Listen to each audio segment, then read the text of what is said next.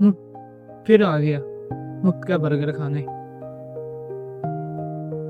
दोस्त कैसा है? ठीक हो?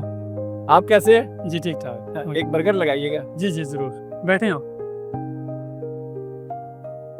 छोटे, ये दिया उनको। हाँ भाई, क्या ड्रामा लगाया हुआ है? कब दोगे पैसे? 1 महीने का वक्त मांगा था, 2 महीने हो गए हैं। भाई मुझे बस 5 दिन का टाइम दे दे, मैं दे दूंगा आपको पैसे।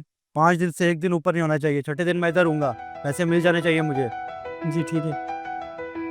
हाँ भाई, कितने पैसे हुए? 150 हो गया आपके। आज के नहीं, पूरे महीने के बताओ कितने हुए? पूरे महीने के 4000 हो गए। 4000। शुक्रिया।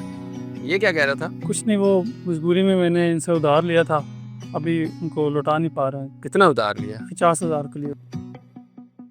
ये लो, जब हुए तो दे देना। बहुत शुक्रिया, लेकिन ये आप मुझे किस भरोसे दे रहे हैं? उसी भरोसे जिस भरोसे आप मुझे पूरा महीना बर्गर खिलाते रहे।